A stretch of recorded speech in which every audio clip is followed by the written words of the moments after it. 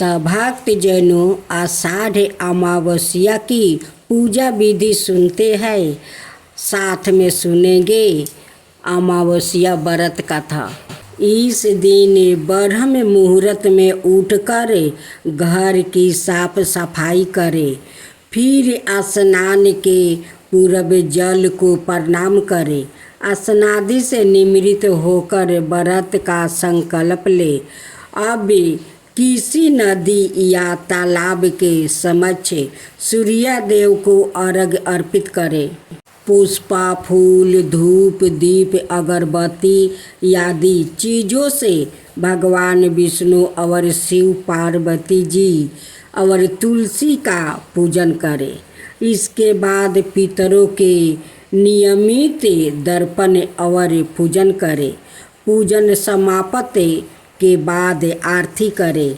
आरती के बाद सभी को प्रसाद वितरण करें। प्रसाद वितरण के बाद चिंटियों को आटा मिश्रित शक्कर खिलाए।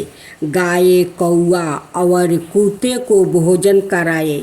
इसके बाद ज़रूरतमंदों, गरीबों या ब्राह्मणों को भोजन कराए। तत्पश्चात सवाए भोजन ग्रहण करें। इस दिन शाम को पीपल के पेड़ के नीचे सरसों के तेल का दीपक लगाए और अपने पितरों को स्मरण करें। पीपल की परिक्रमा लगाए। इस दिन ईशान कोण में गाय के दूध के घी का दीपक जलाए। इससे माता लक्ष्मी की कृपा प्राप्ति होती है। बत्ती के स्थान पर लाल रंगे धागे उपयोग करें। आटे की गोलियों बनाए और मछलियों को उन्हें खिलाए। इससे धन संबंधी परेशानियां समाप्त होगी। काले कुत्ते को तंदूरी रोटी पर घी लगाकर खिलाए। इससे सभी तरह के संकट दूर होगा। श्री हरि विष्णु की पूजा करें और नियम पूर्वक व्रत का पालन करने से जीवन में सुख, शांति और समृद्धि आती है। एक समय की बात है, एक ब्राह्मण अपनी पत्नी के साथ रहता था। वो दोनों ही भगवान विष्णु के बहुत बड़े भक्त थे। दोनों प्रतिदिन अपना ज़्यादातर समय भगवान के ध्यान और पूजा पाठ में बिताते थे। ब्राह्मण का घर धन धनाय से भरा हुआ था, किंतु संतान न होने के कारण यह चंपित अत्यंत दुखित रहता था। एक दिन ब्राह्मण ने अपनी पत्नी से कहा कि मैं तपस्या करने के लिए वन में जा रहा हूँ। इसके बाद वो भगवान पर भरोसा और संतान की कामना लेकर वो वन में तपस्या करने के लिए वो चला गया। ब्राह्मण को कठोर तपस्या करते हुए कई बरस बीत गया, लेकिन उसे फल की प्राप्ति नहीं हुई। अंत में हार मानकर ब्राह्मण ने अपने जीवन को समाप्त करने का निर्णय लिया। अपने जीवन समाप्त करने के बारे में सोचकर उसने पेड़ की डाली पर फांसी का फंदा लगा दिया और अपने गले पर बांधने लगा। तभी वहाँ पर सुख अमावस्या प्रकट होकर बोली, हे ब्राह्मण, तुम्हारे भाग्य में 7 जन्म तक कोई संतान नहीं लिखी है, किंतु मैं तुम्हें 2 कन्या का वरदान देती हूँ। तुम अपनी एक कन्या का नाम अमावस्या रखना और दूसरी का नाम पूनम रख देना। तुम अपनी स्त्री से कहना कि वो 1 बरस तक सुख अमावस्या का व्रत रखे और अमावस्या के दिन 1 कटोरी चावल भरकर उस पर दक्षिणा रख कर दान दे दे। सुख अमावस्या की बात सुनकर ब्राह्मण घर आया और यह पूरा वृत्तांत उसने अपनी पत्नी को सुनाया। सुख अमावस्या के आदेश अनुसार ब्राह्मणी ने व्रत रखना आरंभ कर दिया। कुछ दिनों बाद ब्राह्मण के घर 2 कन्याओं ने जन्म लिया, जिसमें से एक कन्या का नाम अमावस्या और दूसरी का नाम पूनम रखा गया। जब ब्राह्मण की दोनों बेटी बड़ी हुई तो ब्राह्मण ने उनका विवाह कर दिया। बड़ी बहन अमावस्या धर्मी की निष्ठा की थी। वो काफ़ी समय भगवान की पूजा और धर्म कर्म में व्यतीत करती थी। इसके विपरीत पूनम भगवान को बिल्कुल भी नहीं मानती थी। बड़ी बहन अमावस्या के घर में सुख समृद्धि का भंडार था, पर छोटी बहन का घर में दरिद्रता छाई हुई थी। जब बड़ी बहन अमावस्या को अपनी छोटी बहन पूनम के बारे में पता चला कि वो बहुत दुखी है, तब अमावस्या अपनी बहन के लिए ढेर सारा सामान लेकर उससे मिलने गई। छोटी बहन के घर पहुंचकर अमावस्या ने उसे 1 बरस तक सुख अमावस्या का व्रत करने की सलाह दिया। साथ ही अमावस्या ने व्रत को विधि पूर्वक करने के बारे में पूनम को बताते हुए यह भी कहा कि तुम 1 बरस तक सुख अमावस्या का व्रत करना और 1 कटोरे में चावल भर कर उसे दान कर देना। ऐसे करने से तुम्हारे सभी कष्ट दूर हो जाएंगे और घर में सुख समृद्धि आएगी। पूनम ने अपनी बहन की बात को मानते हुए बिल्कुल ऐसा ही किया, जिसके बाद 1 साल के भीतर पूनम का घर धन धनाए से भर गया और उसके घर एक बेटे ने जन्म लिया। अब आप श्रवण करेंगे आषाढ़ अमावस्या की व्रत कथा। अमावस्या को भीमना अमावस्या के रूप में मनाया जाता है। भीमना अमावस्या की कथा के अनुसार काशी यात्रा पर जाने के इच्छुक एक ब्राह्मण चंपित ऐसा करने में असमर्थ थे, क्योंकि उनकी एक युवा सुंदर बेटी थी जिसे लंबी तीर्थ यात्रा के लिए अपने साथ नहीं ले जाए जा सकता था। इसलिए उन्होंने उसे ब्राह्मण के भाई और उसकी पत्नी की सुरक्षा में रखने का फैसला किया, जिसके बाद उन्होंने अपनी यात्रा शुरू की। तीर्थ दूर स्थानों पर होने के कारण ब्राह्मण चंपित बहुत दूर तक घर वापस नहीं लौटे। स्थिति का लाभ उठाकर ब्राह्मण के लालची भाई और पत्नी ने धन के बदले युवती का विवाह मृत्यु राजकुमार से कर दिया। विवाह की रस्मों के बाद राजा दुल्हन के सैनिकों के साथ राजकुमार की लाश को अंतिम संस्कार के लिए भागीरथी नदी के तट पर ले गया। अचानक बारिश ने दहवा दिया, संस्कार प्रक्रिया को बाधित कर दिया, क्योंकि लोग लड़की को उदास अवस्था में छोड़कर घर वापस भागने लगा। हालांकि उसने आशा नहीं खोई और बलिकम्बा नाम का 2 दीपक जैसी शरणाएँ बनाई और अपने माता पिता द्वारा सिखाए गए अमावस्या व्रत की शुरुआत की।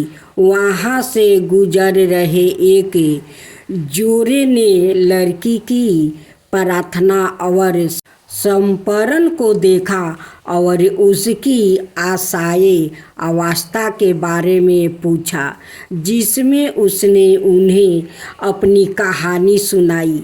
बाद में उन्होंने पूजा पूरी होने के बाद आशीर्वाद लेने के लिए उनके पैर छुआ।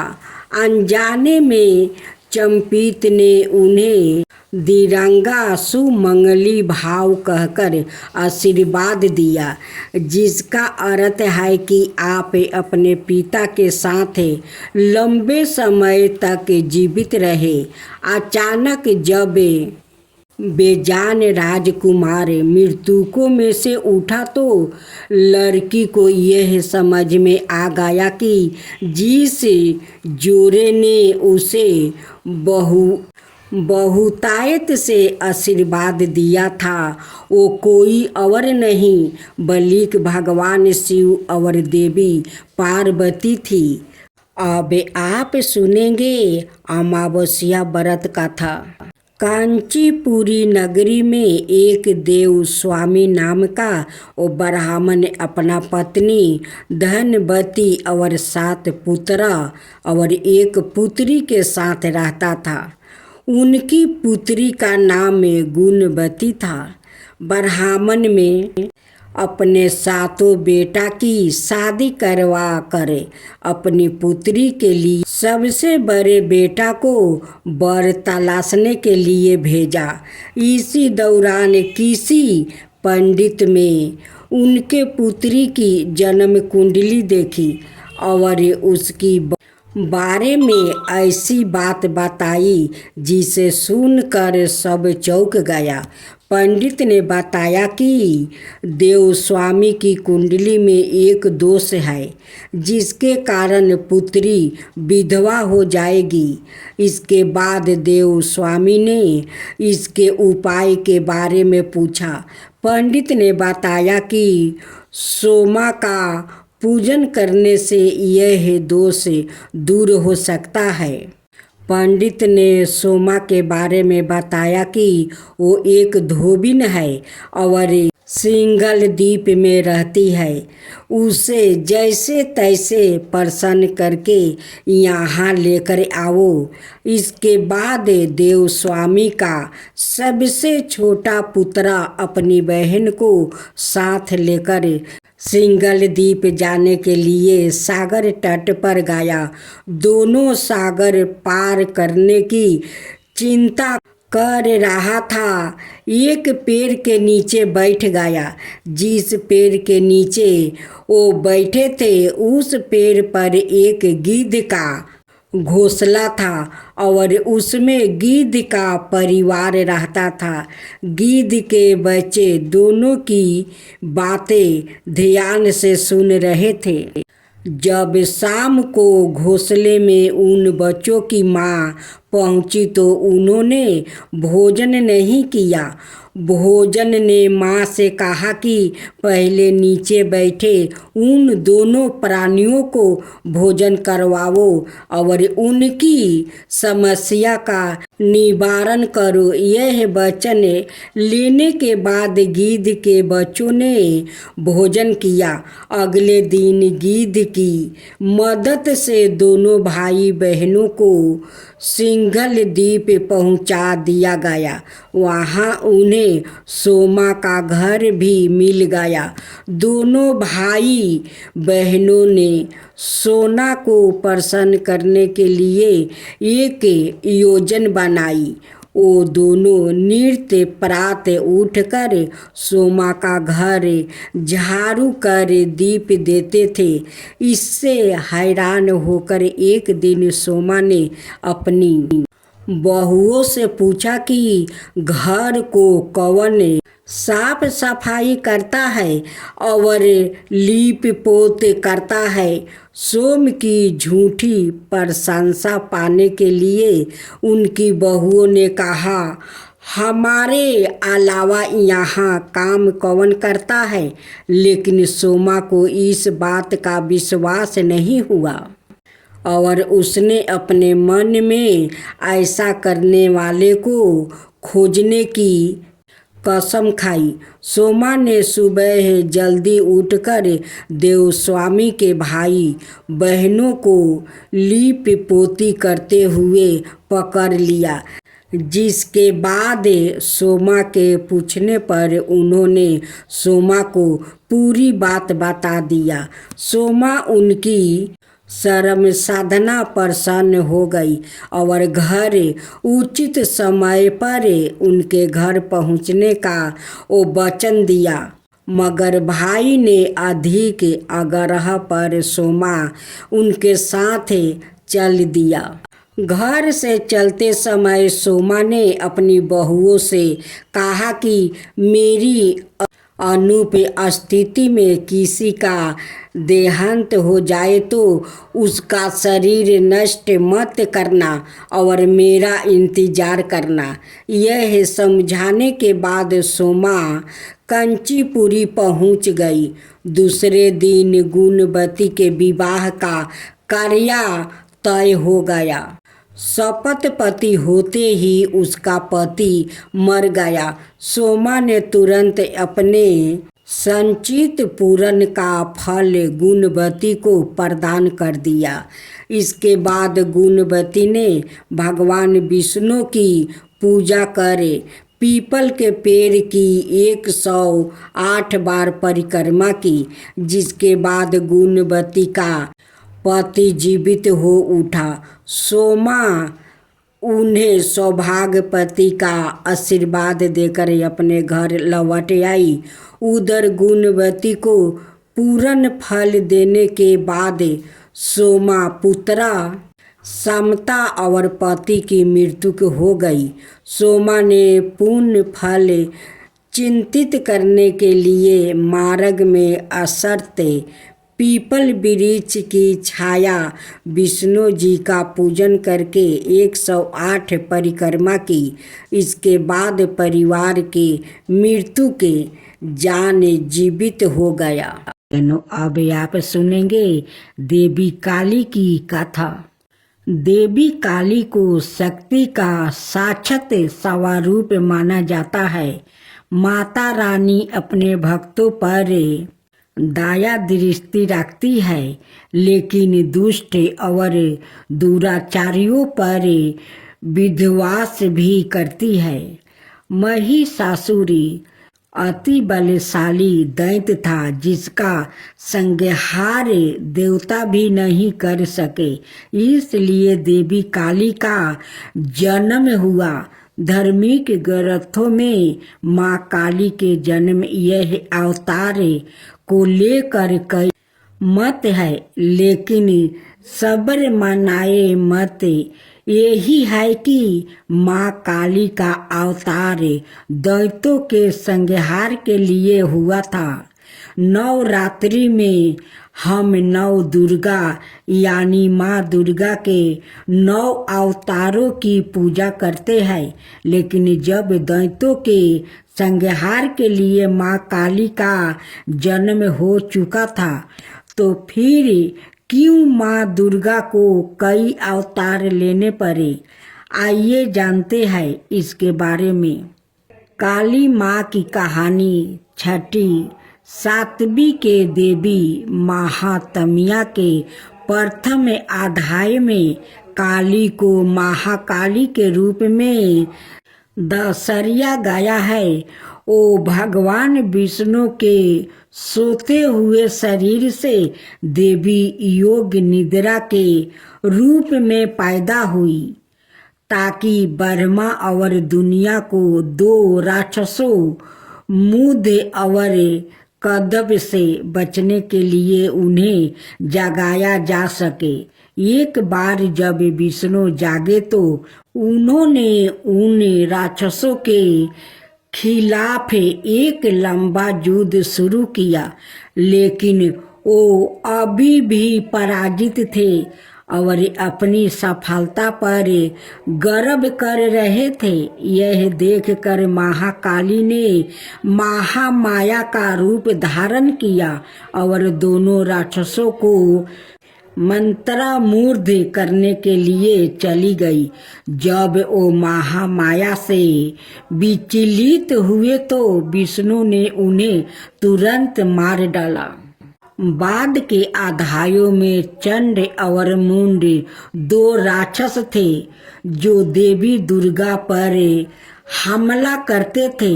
दुर्गा इतनी उग्रता से जवाब देती है कि काली उसके माथे से निकलती है और उन दोनों को मार देती है।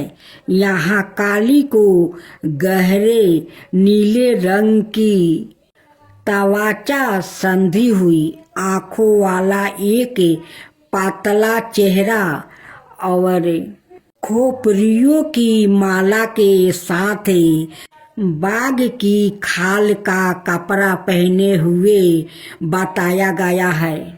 बाद में उसी युद्ध में राक्षस से रक्त बीज जिसके सेनापति चंड और मुंड थे युद्ध में काली का सामना करते हैं।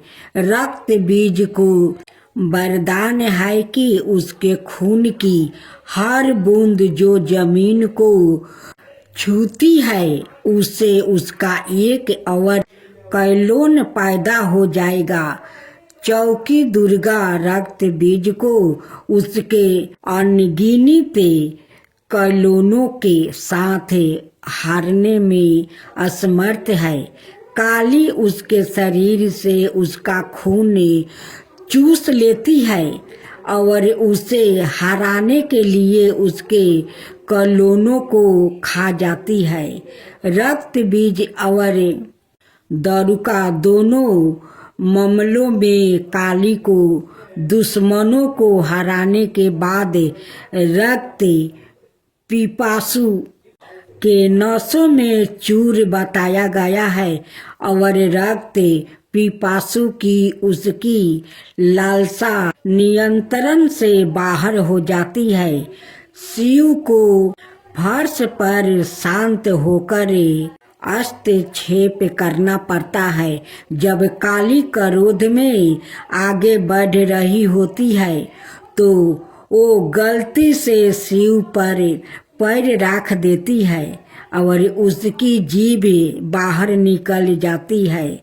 वो तुरंत शांत हो जाती है और फिर से दुर्गा पार्वती में विलीन हो जाती है।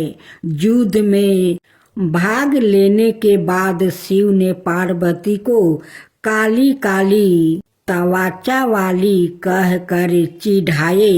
पार्वती बहुत आहत हुई और योग योग तक तपस्या करना शुरू कर दिया जब तक कि उन्होंने अपना काला रंग नहीं खो देती है इसे त्याग नहीं दिया और गौरी सुनहरी तवाचा वाली देवी नहीं बन गई। उसका छिपा हुआ अंधकारमय अवतारण कोशिकी बन जाता है जो क्रोधित होने पर काली बन जाता है। काली पूजा उत्सव देवी काली को समर्पित है और विशेष रूप से पश्चिम बंगाल, ओडिशा और असम के भारतीय क्षेत्र में मनाया जाता है। यह हिंदू कैलेंडर के हर महीने में अमावस्या के दिन मनाया जाता है। यह दीपावली के बाद शुरुआत होता है और दिनों तक चलता है। चौकी देवी काली महाविद्याओं में प्रमुख है। उनमें से प्रत्येक का काली पूजा से पहले अवतार का एक दिन होता है।